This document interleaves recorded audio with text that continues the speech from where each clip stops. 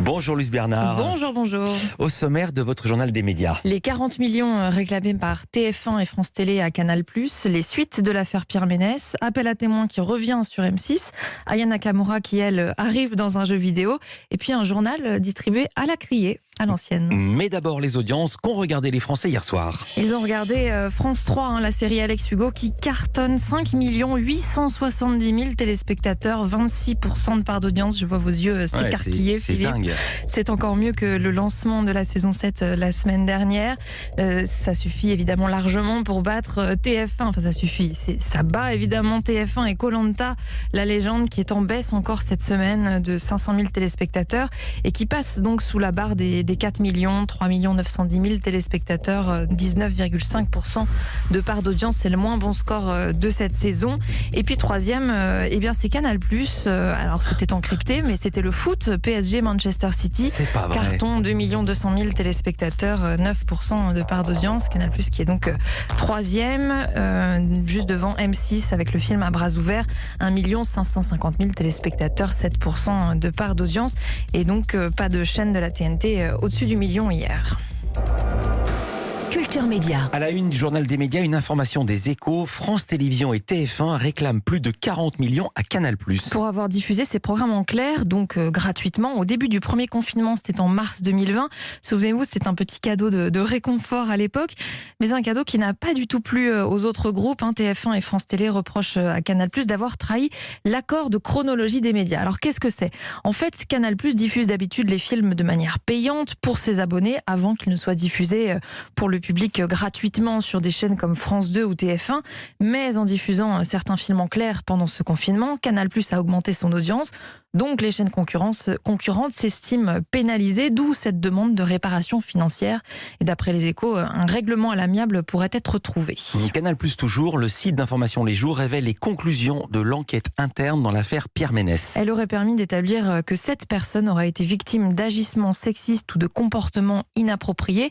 7 personnes, dont 5 femmes, notamment Marie Portolano, qui est auteur du documentaire à l'origine de l'affaire. 12 autres personnes auraient été témoins de faits. Au total, 30 salariés du service des sports ont été auditionnés. Les Jours précisent que l'inspection du travail aurait signalé ces faits à sa hiérarchie et donc le procureur de la République devrait être saisi. Dans une interview récente à Pure Média, Pierre Ménès, lui, avait pourtant déclaré que l'enquête interne n'avait rien donné.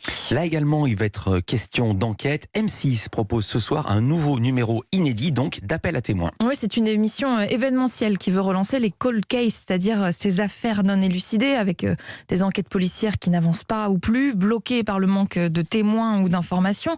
Émission en collaboration avec les ministères de l'Intérieur et de la Justice. C'est la deuxième fois qu'elle est proposée à l'antenne seulement.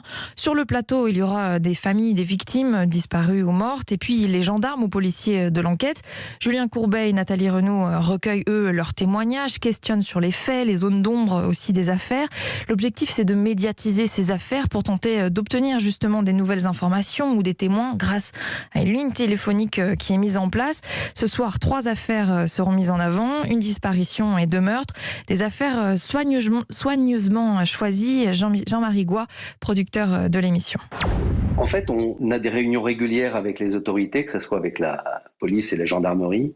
Chacun fouille dans ses cold cases et ils reviennent nous voir avec une sorte de panier avec plusieurs histoires. Et puis nous, parmi toutes ces histoires, on en sélectionne en fonction de 2 critères essentiels. Le premier, c'est que les familles soient d'accord pour participer, non seulement pour faire des reportages, mais pour venir en direct sur un plateau de télévision, ce qui n'est pas neutre. 2, nous, on essaie de vérifier que les affaires puissent être diffusées à 1 heure de grande écoute.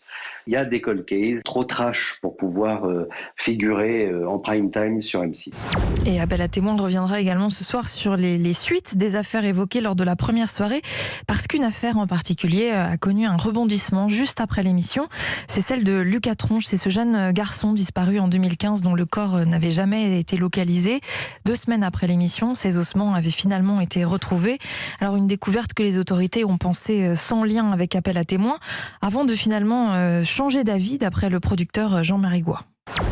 elles reconnaissent que l'émission a joué un rôle. À minima, vous savez, le fait de faire une émission sur une affaire comme celle-là, en prime, à 1 heure de grande écoute, ça donne une dynamique incroyable à une affaire dont l'enquête stagne un petit peu. Donc en fait, vous avez tous les enquêteurs, les procureurs, les juges d'instruction qui retrouvent une motivation grâce au fait qu'on médiatise comme ça, avec cette envergure-là. Et d'ailleurs, dès le lendemain de l'émission, les enquêteurs avaient repris les fouilles. Appel à témoins avec 3 nouvelles affaires. C'est donc ce soir à 21h05 sur M6. 20 minutes veut remettre au goût du jour les crieurs de journaux. 20 minutes, qui veut 20 minutes? Demandez le journal. Voilà comment va être distribué le quotidien gratuit dans les rues de Paris pendant une semaine. Les titres vont être chantés, criés, mieux que ce que je viens de faire, je vous le promets, par des comédiens de l'école française d'improvisation théâtrale dans différents lieux parisiens. C'est une manière pour le journal de renouer avec ses lecteurs après les confinements et le télétravail qui ont durement impacté la distribution du quotidien. Aya Nakamura, bientôt dans un jeu vidéo. Et pas dans n'importe quel jeu vidéo, dans Fortnite, véritable phénomène. 350 millions de gamers revendiqués dans le monde. La chanteuse va apparaître dans le jeu avec 4 autres artistes internationaux. C'est une première pour une Française. Alors, pas si étonnant qu'elle ait été choisie. Elle est l'artiste féminine française la plus écoutée en streaming dans le monde.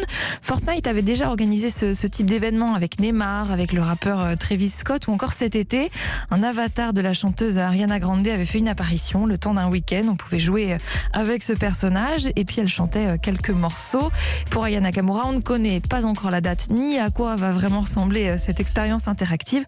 Un peu de patience. Alors là, c'est pas un avatar, c'est le vrai. Le prince Charles lance sa chaîne de télévision. Oui, le prince Charles, le fils de la reine d'Angleterre, il vient d'annoncer un partenariat avec Amazon Prime Video pour lancer ReTV. C'est une chaîne en ligne dédiée au changement climatique avec des films, des documentaires dédiés à l'écologie. Et le prince Charles en est le rédacteur en chef, sans toucher de rémunération, car il a toujours été engagé sur ces questions environnementales.